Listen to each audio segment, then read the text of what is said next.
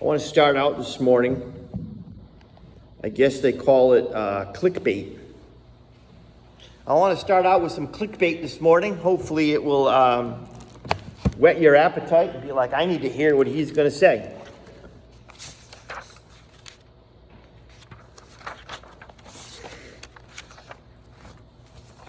So the clickbait is this.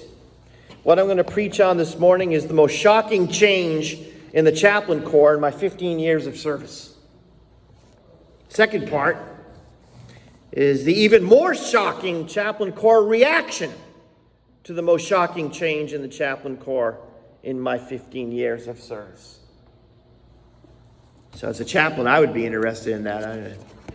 I don't know if I should just pack my desk now with the command chaplain here. I'm a little nervous, but I'm going anyway, going forward. So those two things we're going to circle back to, and hopefully will make sense in a little bit. But they are connected to the passage that John just read. 1 Timothy, 2 Timothy, Titus. These are all books about spiritual leadership in the Bible. The old leader, the seasoned leader, the Apostle Paul, is talking to a young leader named Timothy, and he's really giving him instruction and advice on how to be a spiritual leader. And in chapter 4, Paul is talking about some of the challenges of spiritual leadership. He's talking to Timothy about encountering false teachers and hypocrites. He's telling Timothy that along the way you are going to encounter people who will leave the faith and leave the church, and the pain and the confusion that comes along with that.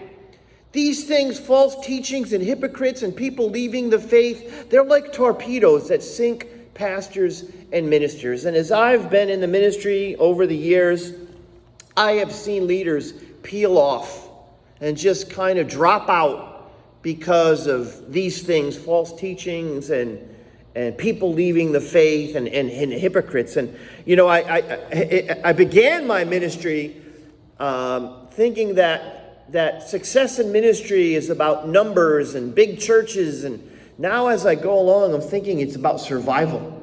You know, and some of the religious spiritual leaders that are part of small churches but are faithful to the Lord as they reach 70 and 80, they're the real leaders, not the ones that come shot out of a cannon and have this huge impact and then fall morally or ethically or start departing from the faith. And I think that Paul was giving Timothy this warning here.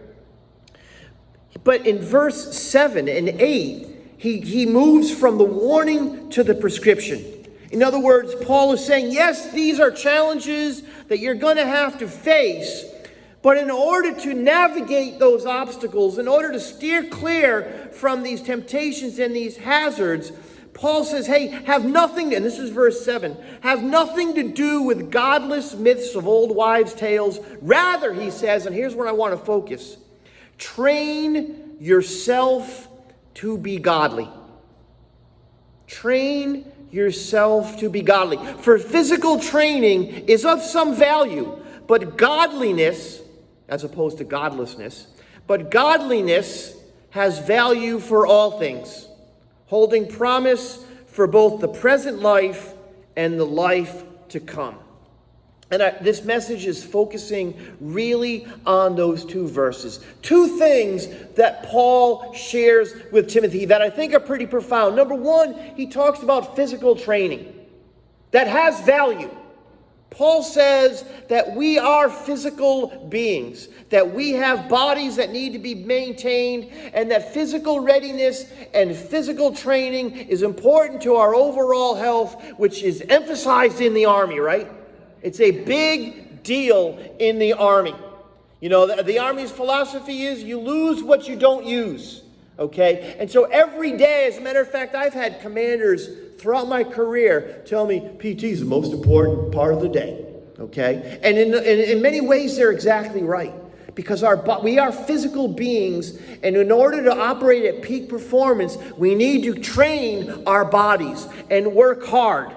So we have specific plans, and we have requirements that need to be met in order to meet this standard, this physical standard, because Paul was right. There is value in physical training. But with this call to train physically, he says something else as well.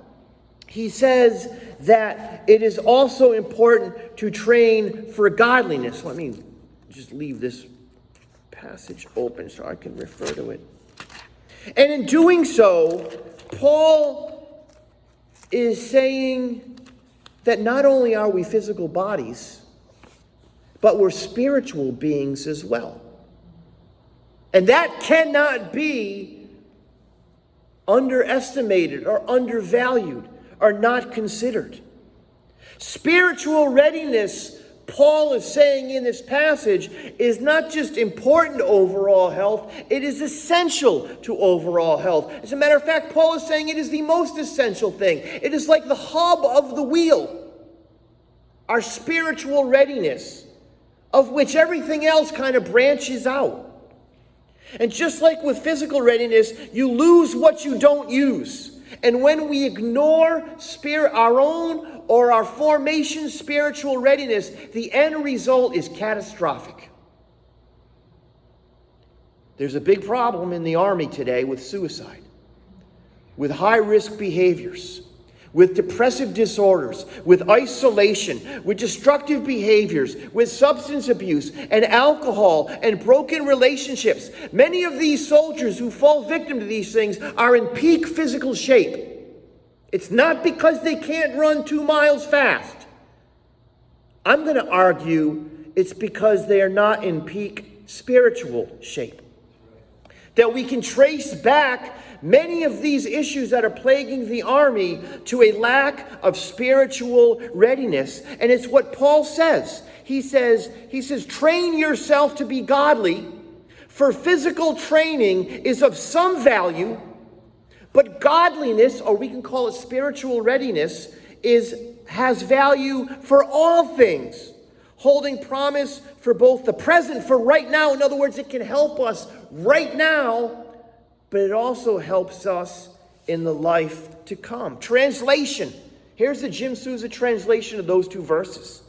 PT is good, but it is not good enough. Hardcore PT every day might build a fit body, but it will not build a fit person. That soldier is still vulnerable, whoever they may be. We are spiritual beings, and we cannot forget or run away from that simple fact. Here's where the clickbait comes in. The Army has figured this out. The Army acknowledges this. The Army has said basically what Paul said thousands of years ago, that we are spiritual beings. And I know you can't really see this, but this is Army doctrine. This is FM 7-22, chapter 10. And if you're familiar with Army doctrine, you know what the template looks like, and you go, yeah, that's an Army doctrine. So this is actual Army words, printed, published, and endorsed by the United States Army. FM, Field Manual 7-22, chapter 10, published 8 October 2020. And in this doctrine, it says that soldiers are spiritual beings. The Army says and makes it clear that all soldiers have spirits and are spiritual beings, and those aspects of their lives need to be nurtured, maintained, and trained. This isn't a chaplain who's saying this. This isn't just chaplain stuff. This isn't just some religious guy saying it. This is the United States Army saying that spiritual readiness is essential to total soldier health. The Army has this new plan called H2F, Holistic health, and fitness, where they're looking at the total soldier, and they're saying for soldiers to operate at peak performance, for our soldiers to stay and live and maintain a healthy, productive life, that all of these aspects of their life need to be considered. That it's just not PT, and it's just not sending soldiers to behavioral health, but they are spiritual beings as well. And if we're not considering the spiritual readiness of our soldiers, we are not operating at the highest level. We are leaving them vulnerable. And that vulnerability is exposed week in, week out when we have memorial ceremonies for soldiers who take their lives here. When the blotter is full of soldiers who get in trouble for participating in high risk or destructive behaviors, or lose control of their anger or their emotions and do something that they regret doing. FM 7-22 says this, and let me read from it. The spiritual readiness domain is inclusive and universally vital to all personnel, no matter their background, their philosophy, or religion. It applies to both religious and non-religious persons and concepts. The spiritual dimension applies to everyone, all people, whether religious or non-religious. The Army is going out on a limb here. And they're saying our soldiers are spiritual beings. And their spiritual welfare is essential. And if you are or ever will be in leadership, you need to remember that. That your leadership of your soldiers is more than making sure they have a good score on their PT test. It's more than making sure that they can pass some behavioral health grid. You have a spiritual being of whom God has called you to be a steward of and lead, and you need to make sure that their spiritual welfare is being attained to or attended to. And so it's a huge opportunity, doesn't it sound like, for the Chaplain Corps to kind of come right in and say, yeah, physical training is important, but godliness is even more important because it affects us not just now, but in the future as well. And the Army agrees that physical training is good. I believe that the Army has given the Chaplain Corps a football. And they said, run with it. And the second part of the clickbait is this, is that I don't know, and I might be fired for this, I don't know if the Army has run with it. I don't know if the Chaplain Corps has fully taken advantage of the opportunity that the Army has presented it with. There was an initial push, maybe you're familiar with it if you've been around. There was an initial push a couple years ago, and everybody was excited about spiritual readiness, but it just seems like a kid at Christmas playing with one toy. 5 minutes later, they move on to the bike or the video game, and they forget about the one that they were playing. And I think one reason why the Chaplain Corps has not taken full advantage of this opportunity to be relevant and have a place at the table when it comes to the welfare of our soldiers and soldiers' families is because there's no common operating picture. The Chaplain Corps and the Army haven't done a great job of defining what spiritual readiness is. It's like if I asked you, Barbara, what spiritual readiness is, you'd give me an answer, and I'm not saying it would be right or wrong, but then I asked Kerry, and then I asked Chaplain Kuhlman, and then I asked Sergeant Major Davis, and you all have different answers. Spiritual readiness looks like this. 10 soldiers will give you 10 different answers. Compare that to physical readiness. If I asked you what physical readiness meant, you'd say, well, you got to run the 2 mile, you got to do the plank, you got to do the sprint, drag, and carry. The Army has precisely identified what it means to be physically fit. We're all on the same page, but they've not quite done the same thing when it comes to being spiritually fit. I wish the Army and the Chaplain Corps had done a better job of painting this picture, but I don't think they did, so I'm going to do it. And I might be right or I might be wrong, but I'm painting a picture of what spiritual readiness looks like. And I hope I paint a picture in such a way that you remember the 4 pillars of spiritual readiness next week. And you remember it the next month. And then when you're in command someday, if you're in command someday, you remember the 4 pillars of spiritual readiness. And you can ensure that you are making sure those who God has placed under you, that those 4 pillars are being attended to. So what I want to do right now is I want to give you the 4 pillars, what I think are the 4 pillars of spiritual readiness. What it means to be spiritually strong. When Paul tells Timothy to train himself in godliness, here are the events that Timothy needs to train in. Before I do that, before I share these 4 with you, I want to say again, I want to say that we're going to look at it from a Christian perspective this morning because we are Christians and we are in church, but these apply across the board to every soldier, whether they believe or whether they don't believe. They're still relevant. They still matter. They're still applicable to that soldier's lives. Not only are they relevant, they're applicable and they're biblical. What I'm going to be talking to you about, these principles, they're biblical principles. Paul says to train yourself in godliness. These 4 pillars enable us to live out that verse. What does it mean to train in godliness? I think these 4 things will help us do that. So what are the 4 pillars of spiritual readiness? The first one is connection. The first one is connection.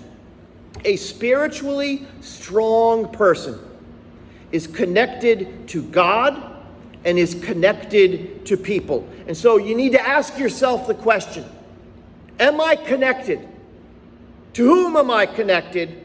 How meaningful are my connections? It's one thing to say, yes, I believe in God, or I show up to church every week, but how deep and meaningful is that connection? Or it's one thing to say, yeah, I work around people, every day, or I know my neighbors. How deep and meaningful are those connections?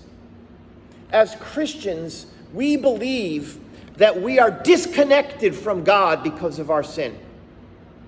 That relationship is severed, that it's broken. But Jesus, our Savior, has reconnected us with God by taking our sin on the cross and giving us his righteousness. So that's like the foundation of our relationship with God. Jesus establishes that.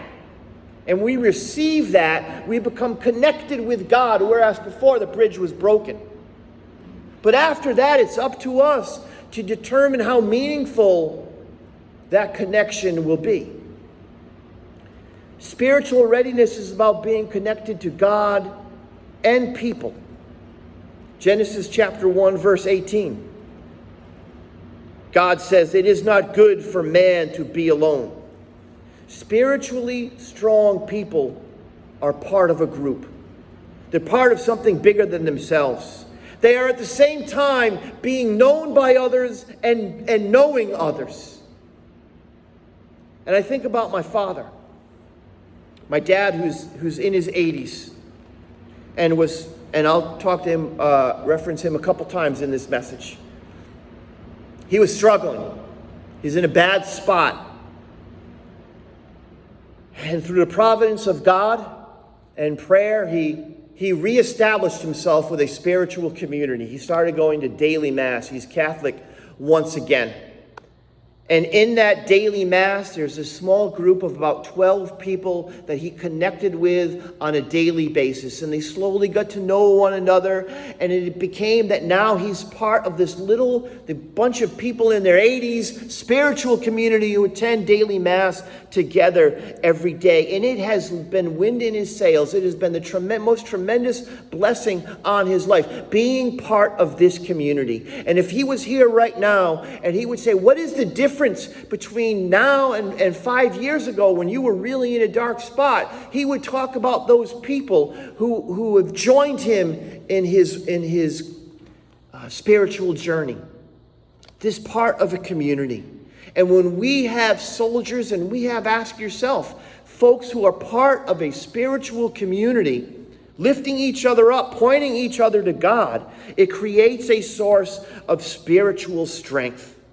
And so connection is the first pillar of spiritual readiness. And so you need to ask yourself, to train to godliness, as Paul says, am I connected to God?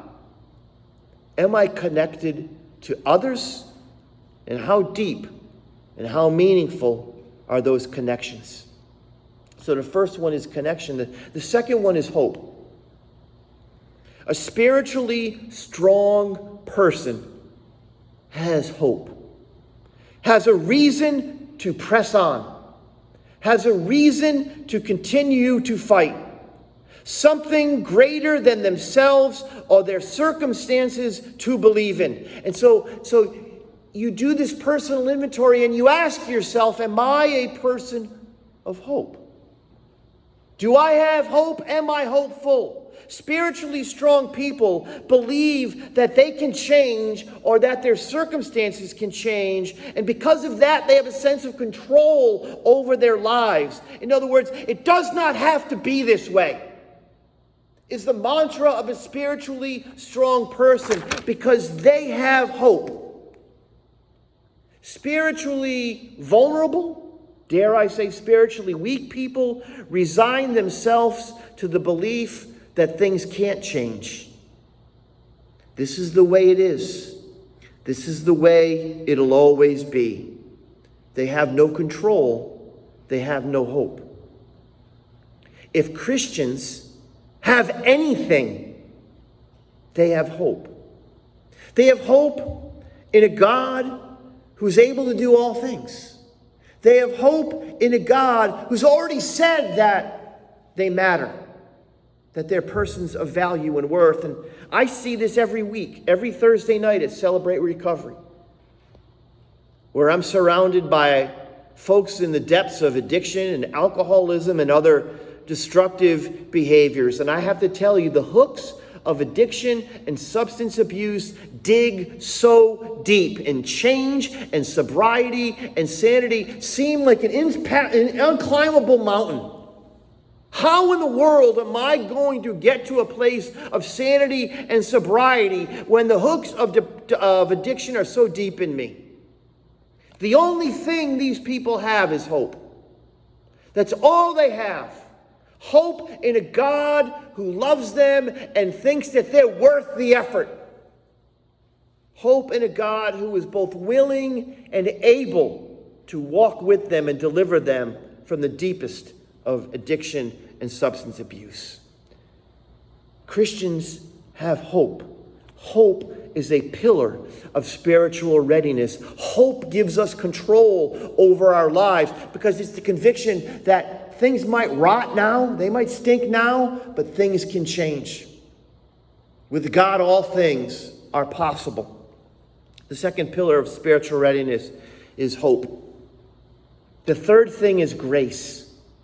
Connection, hope, and grace. A spiritually strong person offers grace to others and offers grace to themselves. And so you need to ask yourself, as we train for spiritual readiness, as we train in godliness, is there anyone in my life that I need to forgive? That might mean yourself. That might mean God. Ask yourself, how do I usually respond to failure? A spiritually strong person is both willing to give and receive the grace that God has given them. This book by Philip Yancey, What is So Amazing About Grace, is perhaps the book, Carrie would agree, I think I'm not lying when I say this, maybe the most formative book in my Christian spiritual formation, the book that has impacted me the most. Yes, I encourage you to read it. Philip Yancey, What's So Amazing About Grace. It's not a pleasant read. It will challenge you. But in this book, he quotes Dr. David Seamands, who happened to be a professor at Asbury Seminary, which I'm a graduate of, and sat under David Seamands' teaching for a while. David Seamands was talking about moral injury before they were talking about moral injury. The word wasn't even invented yet, and David Seamands was talking about it.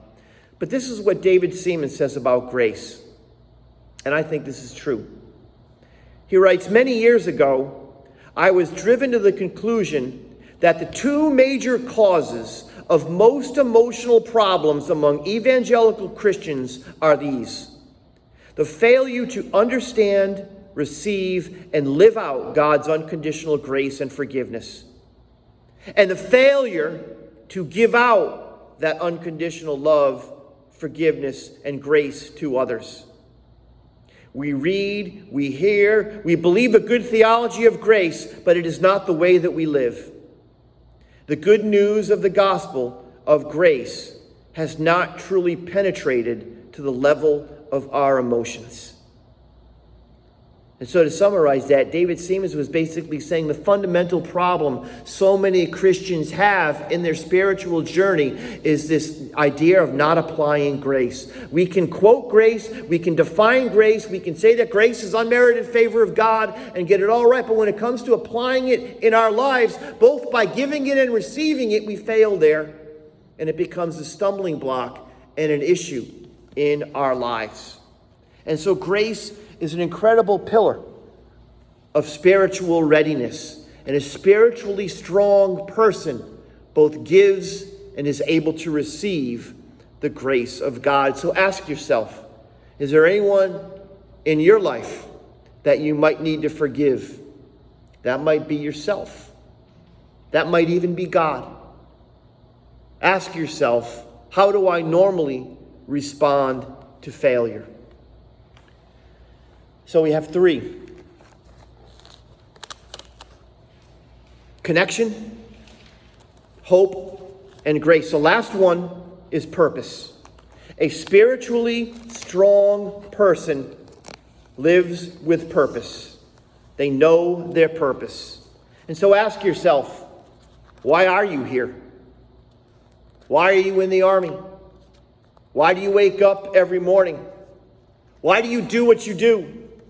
Spiritually strong people know their purpose. They know that God has called them and gifted them towards a particular purpose, and they go out and they do it. I was going to bring, I couldn't find it, I was looking quickly. The second most significant book in my Christian formation is called The Purpose-Driven Life. Perhaps you've read it. You should read it. But that whole entire book is about discovering and living out your God-given purpose in life. Spiritually strong people know their purpose. They know what God has called them and gifted them to do, and they do it.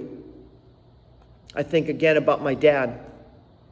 He was in his 80s, and for a while, for years, he was just having nickel and dime health problems that was just really bringing him down. Nothing life-threatening, but just enough to really just damage his quality of life. And maybe about 5 years ago, he had just had it. And he was ready to give up. He was tired. He had lost he was once a deep, devout man of faith. He was a leader in his Christian community. He was a vibrant entrepreneur, full of vigor. He lost his purpose. And you could see it as you talked to him. He had no reason to get up anymore. And so many times he didn't get up. He had lost his connection. Many of his friends had died. Many of the people that he worked with had died. His brother, his sisters passed away. And he was watching as all these people he shared his life with were going away. He was losing his connection.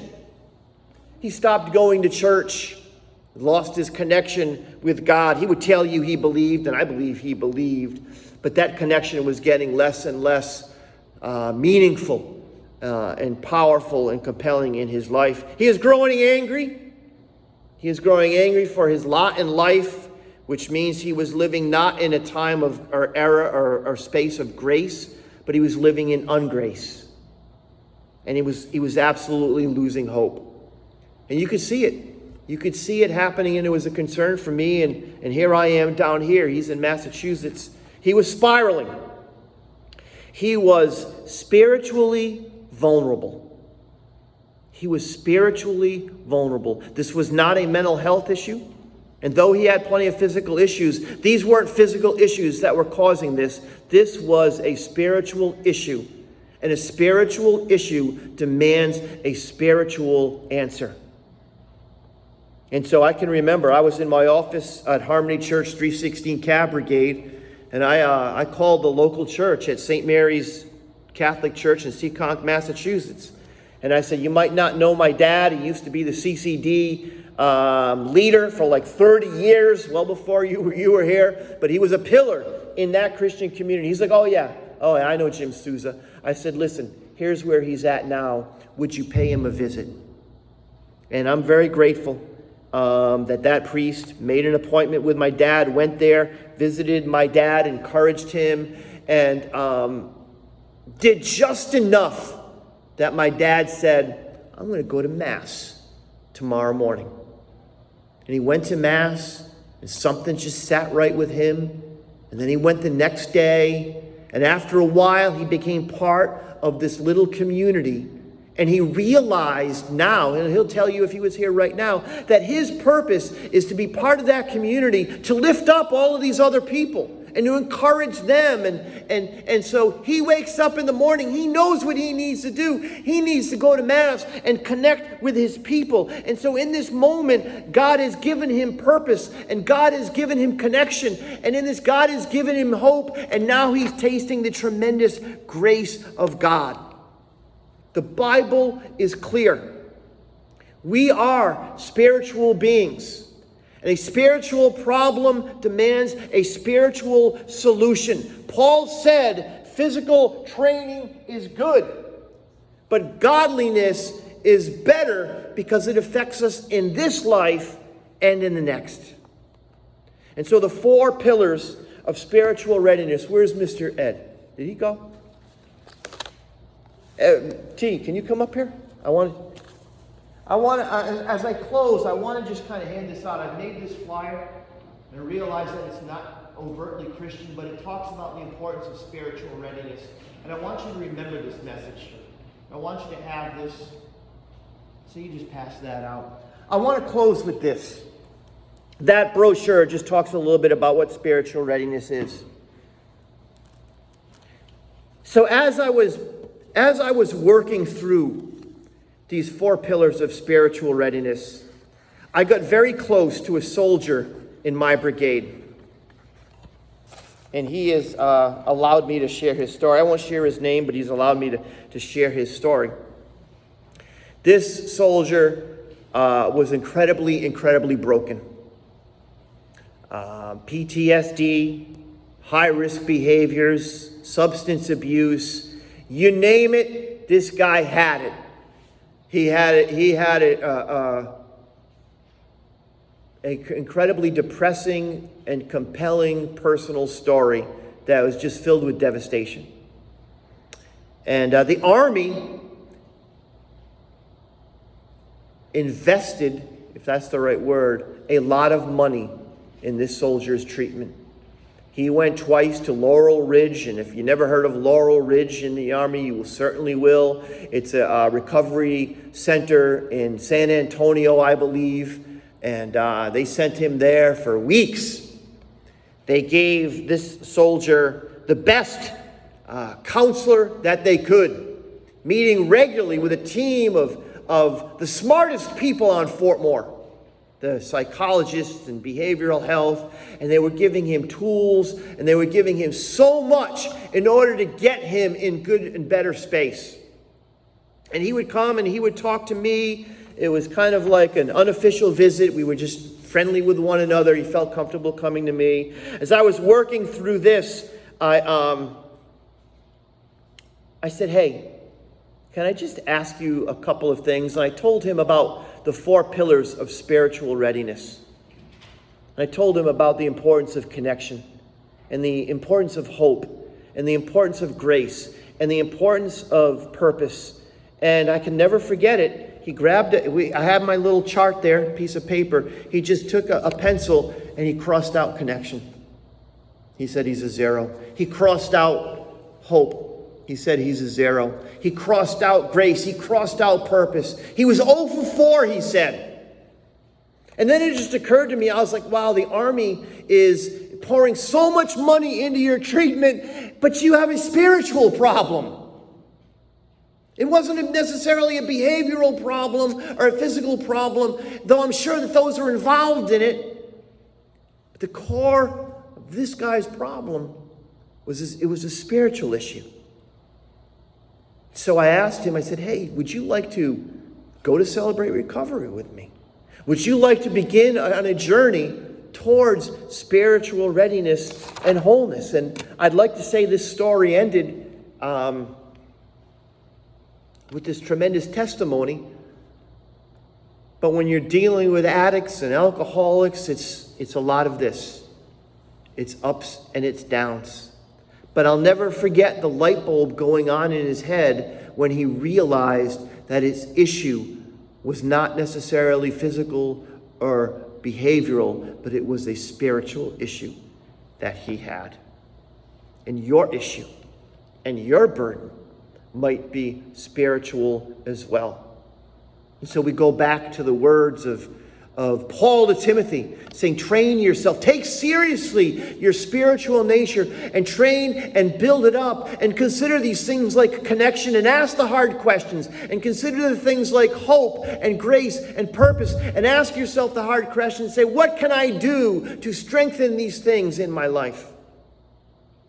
The first and most important thing that you can do right now is to respond to the invitation of Jesus Christ, who says to you and to all of us, come to me, all of you who are weary and carry heavy burdens, and I will give you rest.